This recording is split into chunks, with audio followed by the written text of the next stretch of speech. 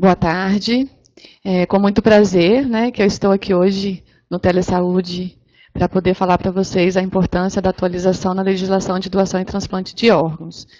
Sou enfermeira, sanitarista, pós-graduada em urgência e emergência e especialista em captação, doação e transplante de órgão. Como o Marcelo disse, atuei durante 10 anos na atenção primária e vejo a necessidade que tem essa web palestra para os colegas, né, que estão aí na atenção primária. Bom, eu gostaria de iniciar a nossa conversa com uma pergunta, né, com algumas perguntas que, ao final, eu espero que vocês tenham uma reflexão sobre elas. A primeira delas é: você é doador de órgãos? Você aceitaria receber um órgão? Vocês já pararam para pensar em quantas vidas cabem em um sim? Diante dessas perguntas, nós iremos discutir nessa tarde, né, sobre o processo de doação e transplante e a legislação que rege todo esse processo. Então, as atividades de doação e transplante de órgãos e tecidos no Brasil, elas são regulamentadas por leis, decretos e portarias. E por que isso acontece, né? Nós temos um sistema normativo que garante, né, justiça, transparência e equidade no acesso ao transplante, principalmente inibindo quaisquer práticas ilícitas e lisura no processo de doação e transplante. Por isso é tão importante conhecer toda a parte que regulamenta, né, essas normativas no processo de doação e transplante. Aqui eu trago para vocês o caminho, né, que todo o processo de doação e transplante vem perpassando durante esses anos.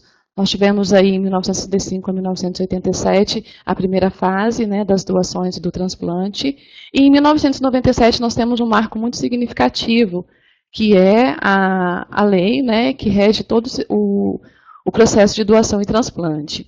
E depois, em 2017, que nós tivemos aí as principais alterações na legislação. Então, observem que de 97 a 2017 foram 20 anos em que todo esse processo, né, de normatização e de desenvolvimento vem sido exaustivamente tratado com muita responsabilidade e lisura, né?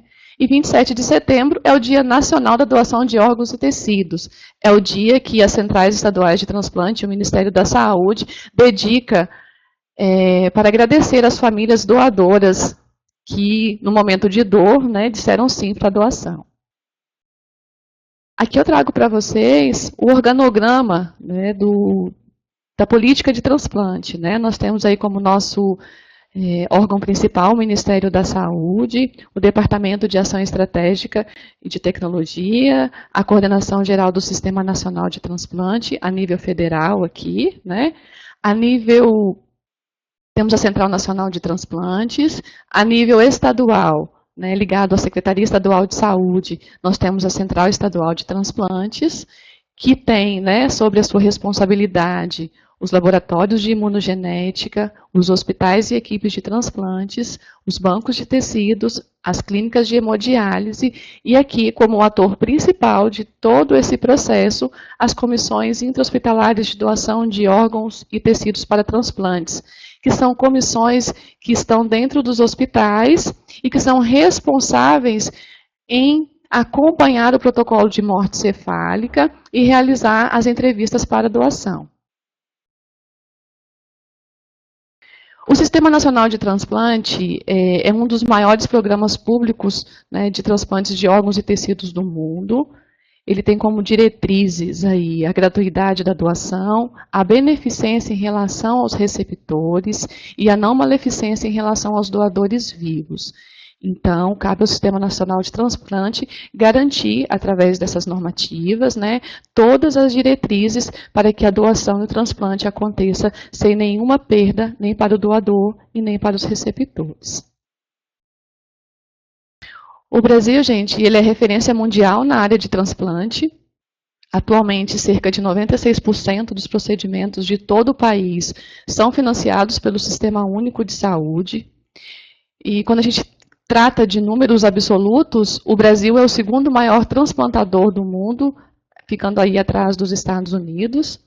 E os pacientes, eles recebem assistência integral e gratuita, incluindo aí os exames pré-operatórios, a cirurgia, acompanhamento e medicamentos pós-transplantes pela rede pública de saúde. Então, todo o processo, ele é custeado pelo Sistema Único de Saúde. Aqui no estado do Espírito Santo, nós temos a Central Estadual de Transplantes, né, que está ligada à Secretaria Estadual de Saúde. Ela foi reativada em julho de 1998, está localizada ali no Hospital da Polícia Militar, funciona em regime de plantão 24 horas. Temos um enfermeiro coordenador administrativo, né, no caso sou eu, um responsável técnico médico, que é o Dr. Ivan Matavelli. Temos enfermeiros plantonistas, hoje nós temos no quadro 7 enfermeiros. Temos técnicos de enfermagem, 2 auxiliares administrativos.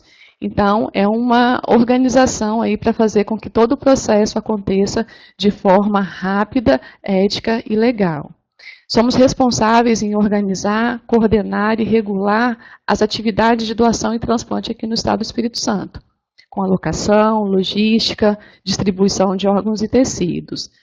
E definir, junto com o Sistema Nacional de Transplantes, quais são os indicadores de qualidade para avaliação dos serviços, porque a todo momento cabe à central estar avaliando, né, esses serviços que são prestados à sociedade. E para que isso tudo aconteça, né, existe uma rede aí de pessoas envolvidas, uma intersetorialidade, né, que se faz necessária. Então, nós temos o Laboratório Central, que é responsável pela realização das sorologias, o Laboratório de Imunogenética, que é responsável pela avaliação da histocompatibilidade, receptor e doador, o Serviço de Verificação de Óbito, que nos auxilia, né, quando os corpos são encaminhados após a doação também, o Instituto Médico Legal, a Polícia Militar, através, né, de escolta, e da Notaer, que nos auxilia no transporte dos órgãos, principalmente coração, quando a gente tem uma logística que é de 4 horas, então a gente sempre conta com a disponibilidade e a presteza dessa equipe. E a Infraero também, que tem termos de parceria junto ao Ministério da Saúde, termos de capacidade de complementação técnica, né, lá junto ao Sistema Nacional de Transplantes, que nos auxilia no transporte tanto de órgãos, de caixas de transplante e das equipes interestaduais, porque o transplante ele não acontece só no estado do Espírito Santo, ele acontece a nível nacional. Então, esses parceiros são fundamentais para que todo o processo aconteça de forma rápida, segura e que garanta que esse órgão chegue com segurança ao receptor.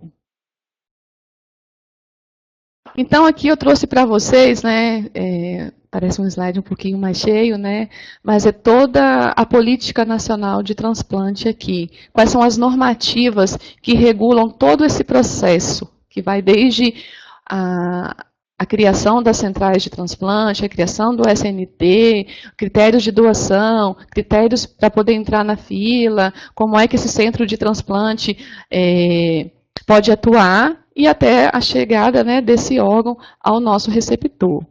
Então, nós temos aí uma lei federal, que é a 9434, de 1997. Essa é a nossa lei, né, que a nossa mãe, que a gente chama, né, ela dispõe sobre a remoção de órgãos, tecidos e parte do corpo humano para fins de transplante e tratamento, né, e dá outras providências sobre todo esse processo no nosso estado, no nosso país, desculpa. Essa lei, ela trazia a doação presumida. Né, alguns de vocês aí devem lembrar que em alguns documentos aí vinha escrito sou doador de órgãos ou não sou doador de órgãos. Né? Então, o intuito dessa lei, né, desse artigo da lei, era dizer o seguinte, se você não fosse doador de órgãos, você deveria ter escrito no seu documento de identidade que você não era doador. E se você fosse doador, presumia-se que, né, essa já seria a sua vontade. Em 2011, nós tivemos aí uma alteração nesse artigo. Desculpa, gente. A Lei 9434, ela também cria critérios que define, né, que o Conselho Federal de Medicina é o responsável para determinar os critérios de determinação de morte cefálica. Então, cabe ao Conselho Federal de Medicina toda a parte ética e jurídica do processo de doação, né, de diagnóstico de morte cefálica.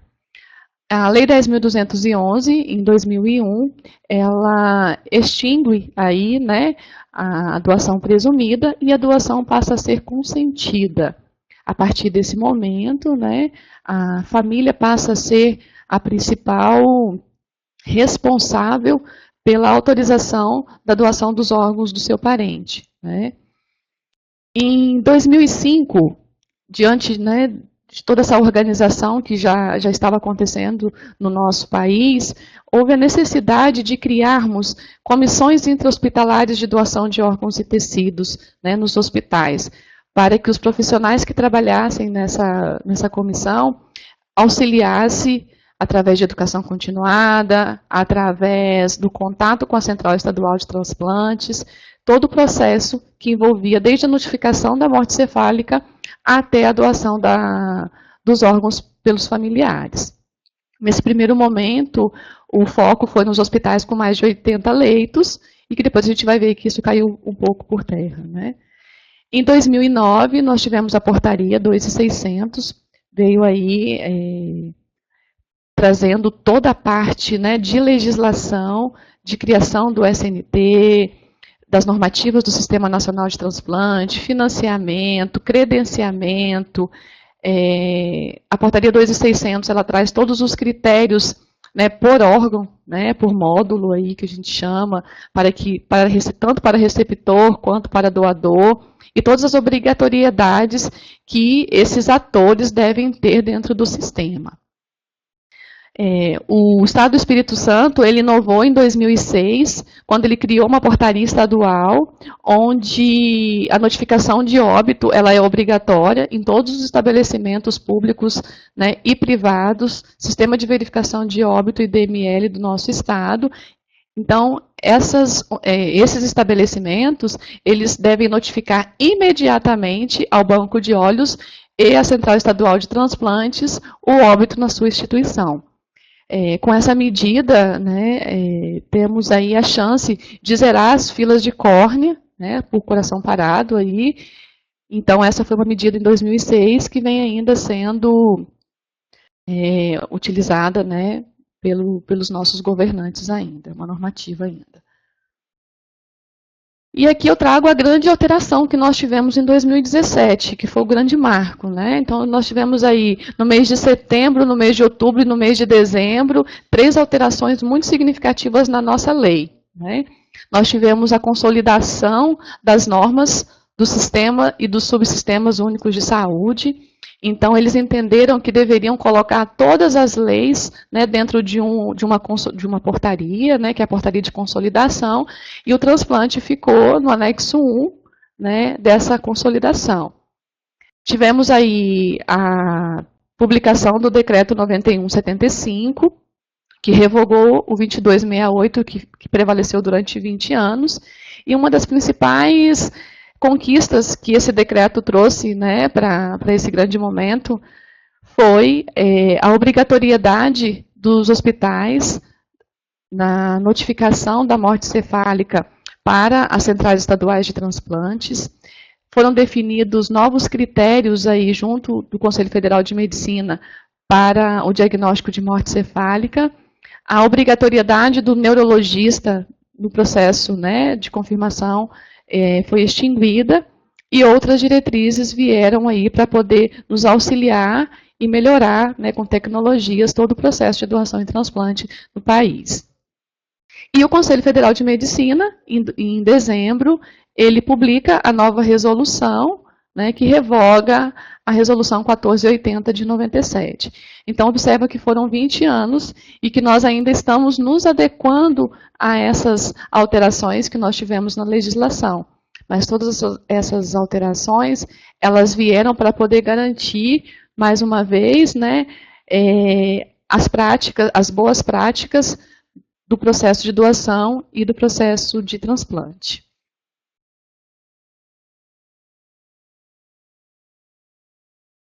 Voltou aqui. Então, gente, agora eu gostaria, né, depois de ter trazido aí esse monte de informações, né, de leis aí, de suavizar um pouco mais a nossa conversa, né? E eu gostaria de perguntar de novo para vocês aí, por que vocês acham que é importante diagnosticar a morte cefálica, né? Então, o diagnóstico, ele independe da possibilidade de doação. O diagnóstico de morte cefálica é um direito da família e do paciente, tá? Então, o diagnóstico de ME, ele independe da doação dos órgãos. A notificação da suspeita de morte cefálica, ela é obrigatória, como eu falei para vocês, a partir do decreto. Alguma vez vocês já conversaram sobre morte cefálica, né, na família, ou aí nas reuniões que a gente tem na atenção, né, na nossa sala de espera aí, vocês já discutiram sobre isso? Já fizeram uma discussão sobre a importância que é esse diagnóstico de morte cefálica? Então vamos discutir um pouquinho aí. Então o que eu trago para vocês aqui? A morte cefálica, ela significa a morte da pessoa. É a interrupção definitiva de todas as atividades cerebrais, né? É uma constatação irremediável, é irreversível, né? É uma lesão que nós temos aí, né? E significa a morte clínica, legal e social, né, desse indivíduo. E jamais devemos confundir, tá, a morte cefálica com o coma. O coma, o paciente apresenta reflexos, né? Ele está vivo. O diagnóstico de morte cefálica é morte, tá? É a morte clínica desse indivíduo. Ela é legal, né, ética e social, tá bom? Então, a partir de hoje, eu peço a vocês que não confundam essas duas situações. E como é, Maria, então, que esse diagnóstico de morte, ele é dado, né, lá dentro do hospital, nesse momento tão difícil? Geralmente é um paciente que teve um AVC hemorrágico ou um acidente automobilístico, né? Então, é um paciente que chega muito grave lá no hospital e que estava ali comigo conversando e que, de repente, passou ali, sofreu um acidente, foi atropelado e que teve uma lesão, né? Como é que funciona esse diagnóstico dentro do hospital? Esse diagnóstico, ele é estabelecido pela Resolução 2173 de 2017, pelo Conselho Federal de Medicina, onde ele traz critérios específicos, né, que são 2 exames clínicos que devem ser realizados por médicos especificamente capacitados, um teste de apneia e um exame complementar. Então, durante todo esse processo aí, né, nós temos um tempo que leva de um exame para o outro, e tudo isso acontece, né, dentro do nosso hospital. Então, aqui eu trouxe para vocês mais de uma forma bem rápida mesmo, para vocês entenderem como isso funciona. Aqui eu trouxe, lembra que eu falei aqui para vocês que nós temos 2 exames clínicos que vão avaliar se existe alguma atividade ainda, né, neurológica nesse paciente, o teste de apneia e o exame complementar. A nível de curiosidade, eu trouxe para vocês que o exame complementar, a gente busca ver o que nesse exame complementar. É um exame de imagem que a gente chama, né? Então, aqui a gente tem uma arteriografia de uma pessoa que está viva, né, que tem atividade, e aqui de uma pessoa que está em morte cefálica. O eletroencefalograma, que pode ser feito também. Então, aqui a gente tem um traçado, né, de um paciente que está em morte cefálica. E aqui o Doppler transcraniano, né, que é quando a gente avalia todas as artérias aí, né, e a gente vai ter esse traçado aqui. Então, assim, são exames que são feitos em sequência por médicos especificamente capacitados dentro de um tempo, né? E que, durante todo esse processo do diagnóstico de morte cefálica, a família ela é comunicada, né? Que a gente está na procura, né, desse diagnóstico, e a família tem o direito, tá, gente, de levar um médico de sua confiança para poder acompanhar todos esses testes que são feitos aí no paciente até o diagnóstico de morte cefálica. Então, é muito importante que vocês saibam disso. Então, uma vez que é diagnosticado, né, a morte cefálica, a família ela é conduzida, né, para um dos grandes momentos mais difíceis, né? Eu já passei por essa experiência, né, da comunicação da má notícia, e é nesse momento que é realizada a entrevista familiar, né? Então é um momento muito difícil, porque esses familiares eles vão receber, né, o diagnóstico de morte do seu parente e ele vai ser entrevistado para a doação, né, de órgãos. E é nesse momento que estar no processo de doação de órgãos é ter a oportunidade de transformar o que seria um ponto final na continuidade na vida de outras pessoas. Então, é um dos grandes momentos, né, durante esse processo todo, porque é o momento em que a família é comunicada e que a família decide se vai ter continuidade, né, desses órgãos no corpo de outras pessoas que estão aguardando na fila. Então, vejam como é importante a gente entender todo esse processo, né? Esse sim, ele vem carregado aí de muita emoção e de muita responsabilidade e de muito amor, né? E quem pode realizar, né? Quem é que será entrevistado, quem é que será conduzido durante a entrevista? São parentes de primeiro e segundo grau, né? De acordo com a Lei 9434 e o Decreto 9175, são parentes de primeiro grau, né? No caso aí o doador, pai, a mãe, o filho, o cônjuge, e segundo grau, avô, neto e irmão. Então, esses são os responsáveis em autorizar, né, a doação dos órgãos nesse momento aí. Então, gente, mais uma vez aí eu pergunto para vocês, né? Vocês viram que eu gosto de perguntas, né?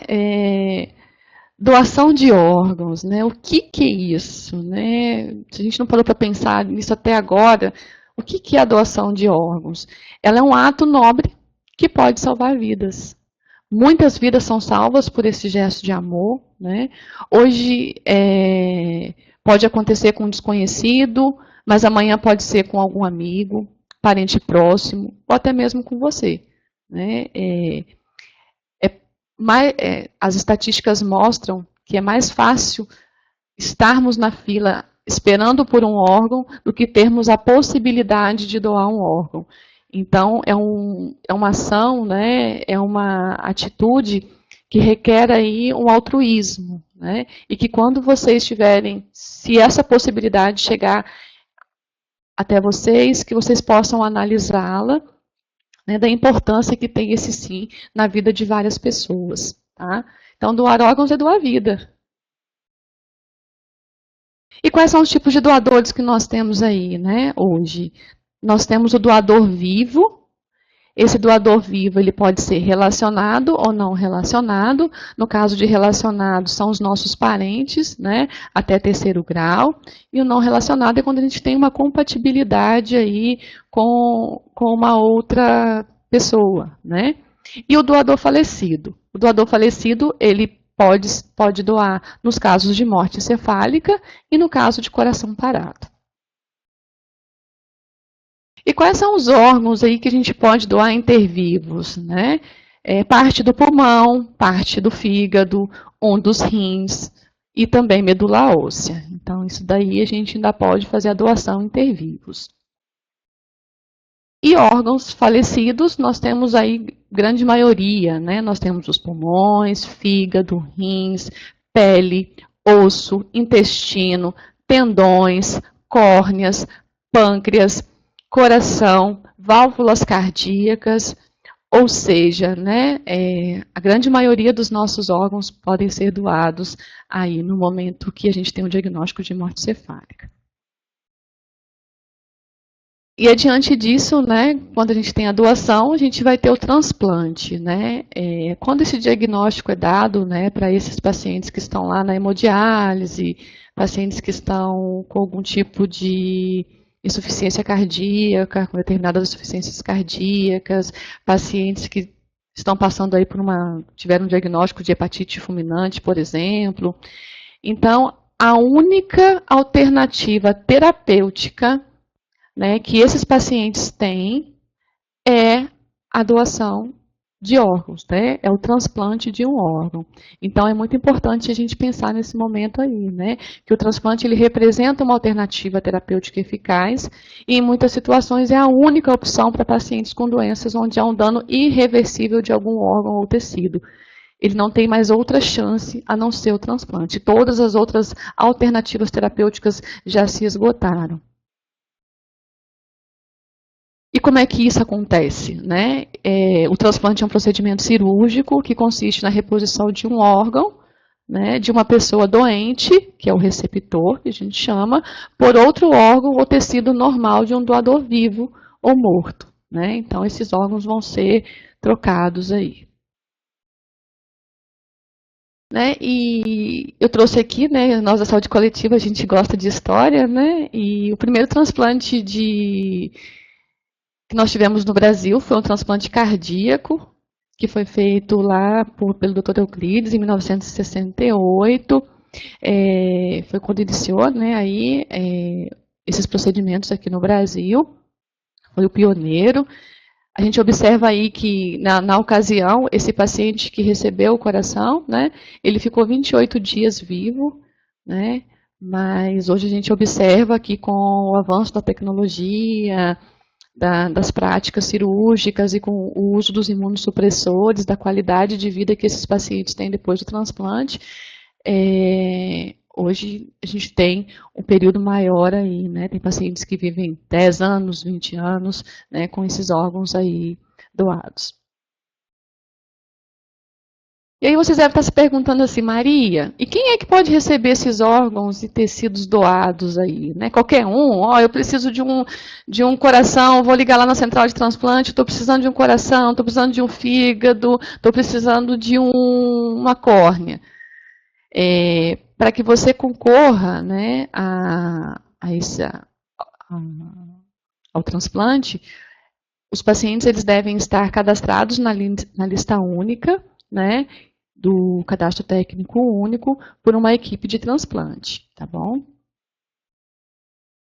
Essa lista única, né, ela segue alguns critérios bem rígidos, que é a data da inclusão do paciente na fila, a compatibilidade ABO, compatibilidade HLA, compatibilidade física também, peso e altura, urgências e algumas prioridades, a data do diagnóstico e do início da hemodiálise e a gravidade que esse paciente tem. Então, todos esses critérios aí são organizados, né, para que quem entre na fila tenha os seus direitos resguardados e o seu lugar na fila assegurado.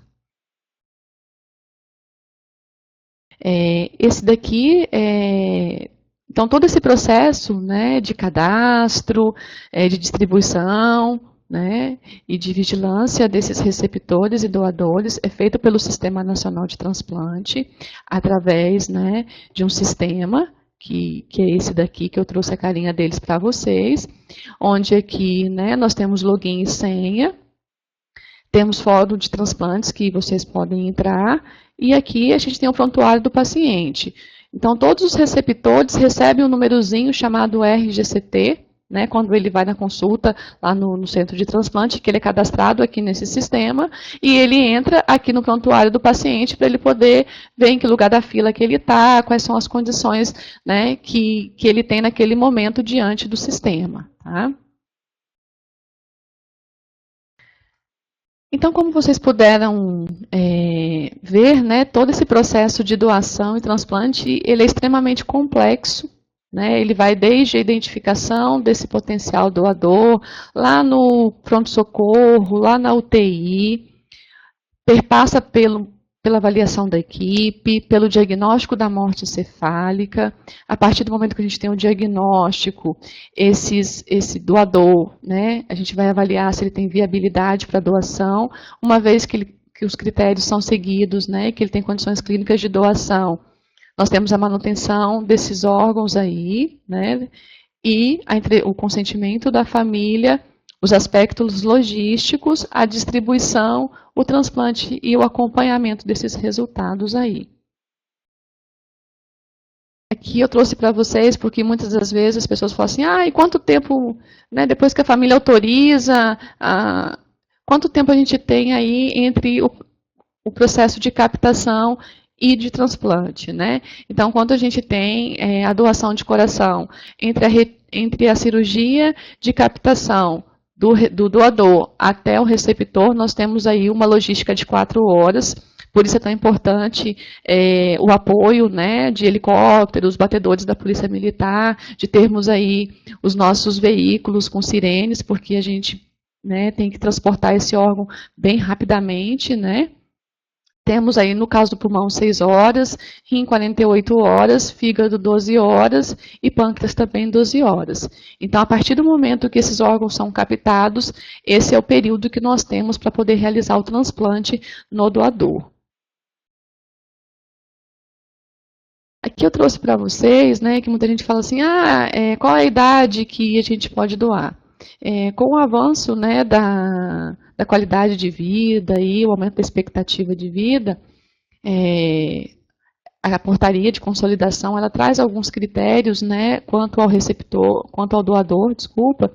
Então, no caso do coração aí, nós temos uma idade limite para doação, né, de 55 anos, pulmões, a doação, 55 anos, ossos, 65 anos, córneas. Aqui no nosso estado, a gente trabalha com a idade de 75 anos, fígado 70 anos, pâncreas 50 anos e rim 75 anos.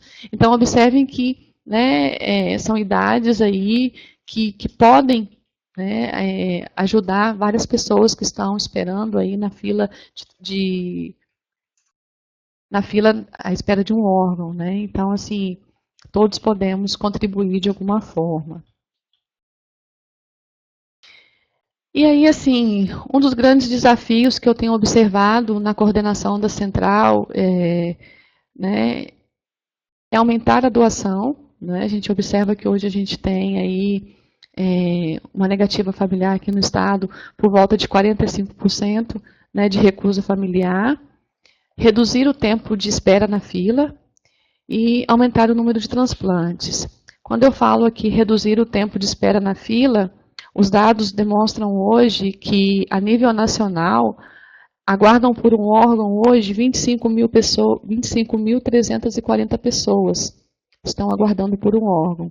Aqui no nosso estado, 1.140 pessoas estão aguardando nesse momento, né, na fila por um órgão. Então, um dos nossos grandes desafios é aumentar a doação, diminuir essa recusa familiar, né, e reduzir o tempo dessas pessoas na fila, porque esses pacientes que estão na fila, eles estão em condições de saúde, né, bem limitantes, né, e a gente espera que, com o aumento da doação, o aumento do número de transplantes, essas pessoas tenham aí a sua qualidade de vida melhorada, né. E aí lembra que eu fiz um monte de perguntinhas para vocês lá no início, né? Quem é doador? Quem receberia um órgão? E aí eu pergunto mais uma vez para vocês, diante de tudo isso que a gente conversou até aqui, né, onde eu trouxe para vocês toda a parte ética, jurídica, né, do processo de doação e transplante, essa lisura que nós temos aí no processo, vocês sabem quem pode mudar a vida das pessoas? Né, desse paciente que não enxerga, desse paciente que está com uma cirrose hepática, desse paciente que está com um problema cardíaco, desse paciente que está lá na hemodiálise, indo 3 vezes por semana. Né? Então, muitas vezes é um pai de família que ainda nem viu o rostinho do seu filho. Né? Quem tem problema cardíaco e está aguardando por um transplante não consegue nem levantar da cama. Né? O paciente dialítico, ele não pode tomar um copo d'água. Então, são condições extremas, né? E aí eu gostaria de perguntar para vocês, quem vocês acham que pode mudar a vida dessas pessoas? Eu acredito que somos nós, né? E diante disso, eu peço a cada um de vocês que fale para sua família sobre a sua vontade de dizer sim, né, para doação de órgãos, porque é a sua família que no momento mais angustiante, mais doloroso da vida dela, vai ter que decidir se ela aceita ou não dar continuidade, né, desses órgãos no corpo de outras pessoas.